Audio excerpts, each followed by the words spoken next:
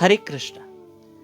जब भगवान श्री राम का राज्य अभिषेक हो रहा था, तब विभीषण महाराज जो अपने साथ एक रत्नों की माला लेकर आए थे, और वो रत्नों की माला उन्होंने भगवान श्री राम को भेंट की।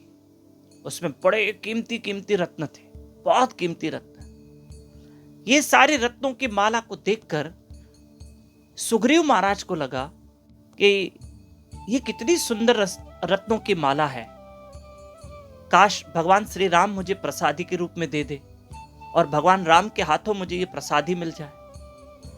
नल और नील ने भी यही सोचा, अंगद ने भी यही सोचा कि भगवान हमें प्रसादी के रूप में दे दे। जाम्बवंत जी ने भी यही सोचा कि भगवान इतने सुंदर रत्नों की माला हमें प्रसादी के रूप में दे दे।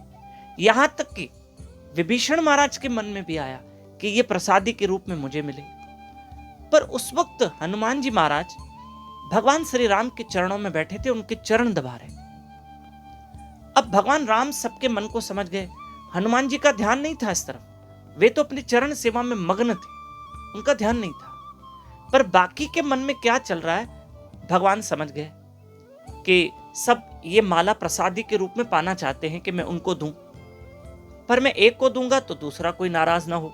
अगर मैंने सुग्रीव महाराज को ये माला दी कि कहीं जाम्बवंत जी ने नाराज हो जाए, ऐसा ना हो। कहीं मैंने जाम्बवंत जी को दी तो नल नील नाराज हो जाए, मैं किसको दूं? तब भगवान श्री राम ने वो रत्नों की माला माता जानकी को दे दी।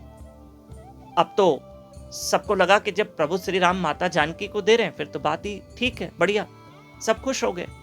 पर माता जानकी ने क्या किया, वो माला हनुमान जी के गले में डाल दी, रत्नों की माला। तब हनुमान जी का ध्यान नहीं था, वे अपनी चरण सेवा में बिजी थे, व्यस्त थे, सेवा में थे, मग्न थे। ऐसे में क्या हुआ कि जब उनके गले में माला आई तो उन्होंने देखा ये रत्नों की माला, तो ये तो बहुत चमकते हुए रत्न है। उन्होंने क्या किया, तुरंत दांतों से उन रत्नों को तोड़ा। तो विभीषण महाराज ने कहा हनुमान जी से, अरे महाराज आप इन रत्नों को क्यों तोड़ रहे हैं, ये बहुत कीमती रत्न है।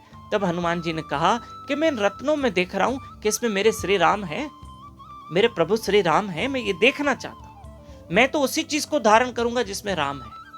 तब विभीषण महाराज ने कहा आप उसी वस्तु को धारण करोगे जिसमें राम जी हैं?